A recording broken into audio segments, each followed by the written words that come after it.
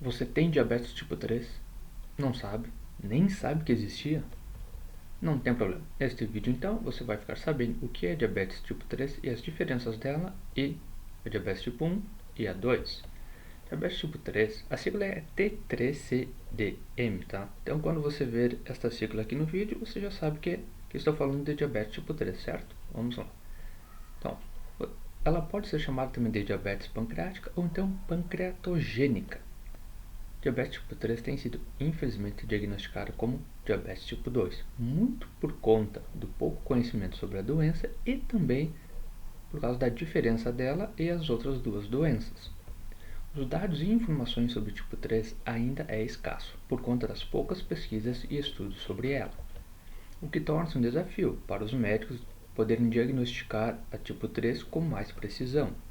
No estudo que eu vou mostrar aqui, por exemplo, foi feito em um hospital da Alemanha com 1.868 pacientes com diabetes.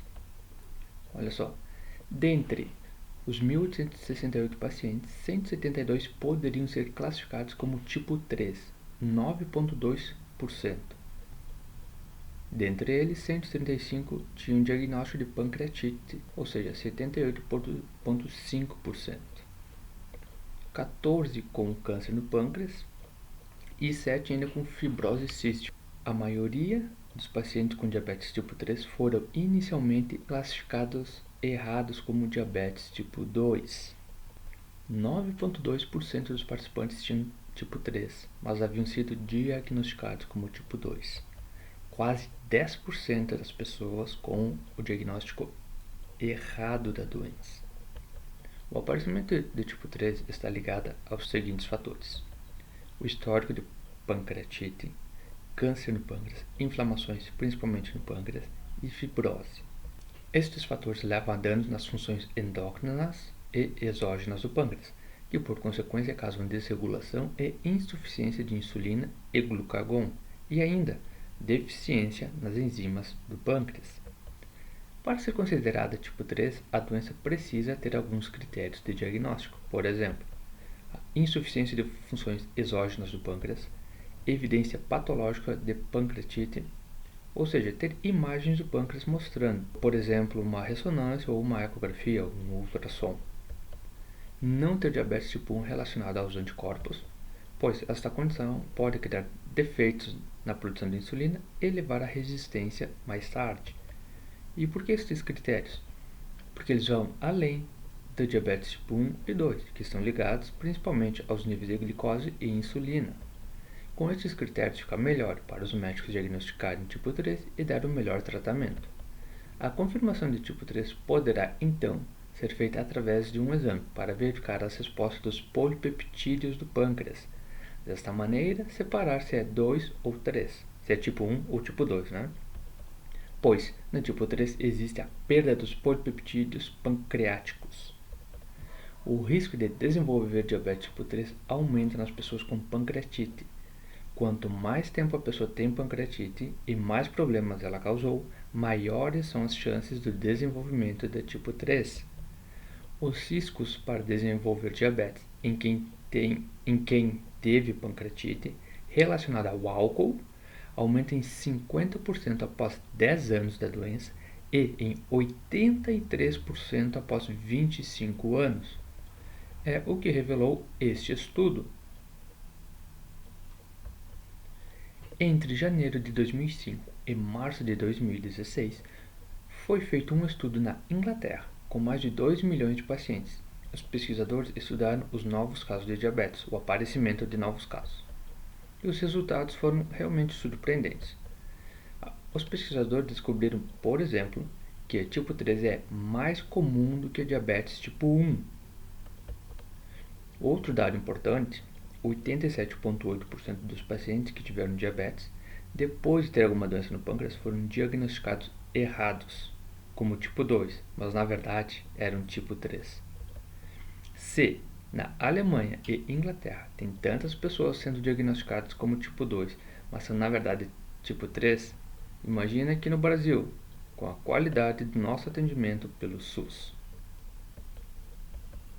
Sintomas: como a insuficiência exócrina do pâncreas geralmente vem antes da insuficiência endócrina em pessoas com pancreatite, muitas pessoas com tipo 3 possuem alguns dos sintomas a seguir: dores abdominais, má digestão com ou sem deficiência nutricional, esteatorreia ou diarreia, fezes gordurosas e fedidas e intolerância à glicose.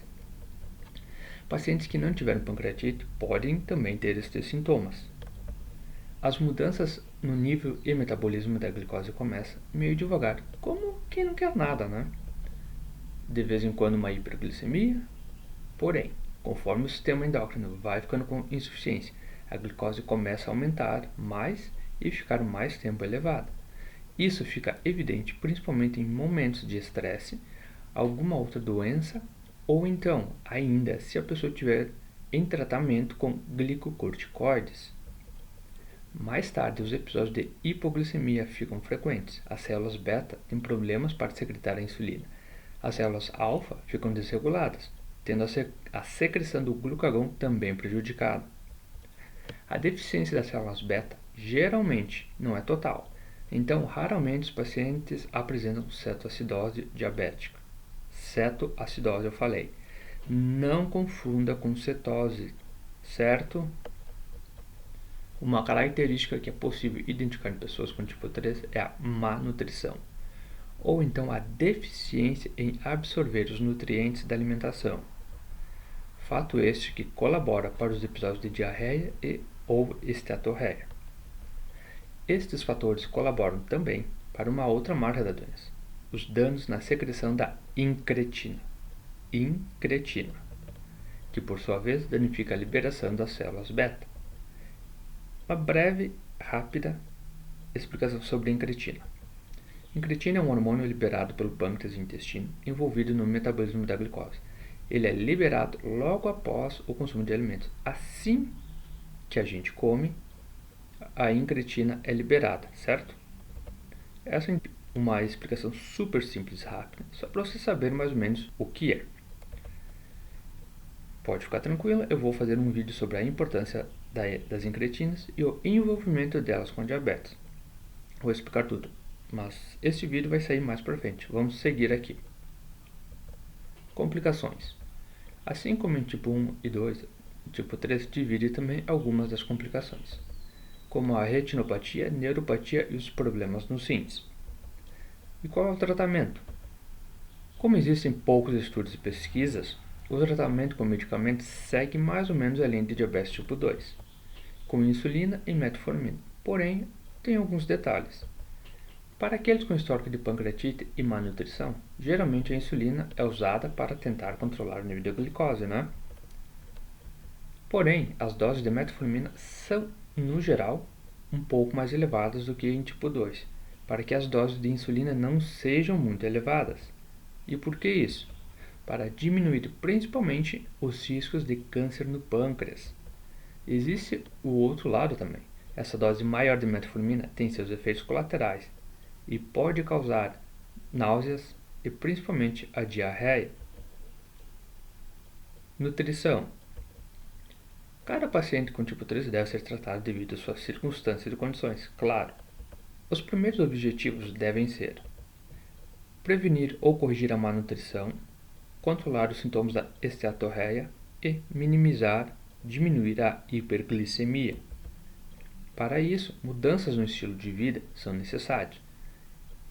Evitar o que causa hiperglicemia, perder peso para aqueles pacientes que estão acima do peso, exercícios diários, limitar o consumo de carboidratos, parar de beber e fumar. Esses são passos essenciais para quem procura tratar diabetes tipo 3. Então, muito obrigado por ter assistido. Espero que tenha ficado claro, tenha conseguido explicar o que é a diabetes tipo 3, as diferenças dela para tipo 1 e tipo 2. Então, obrigado mais uma vez e até o próximo conteúdo.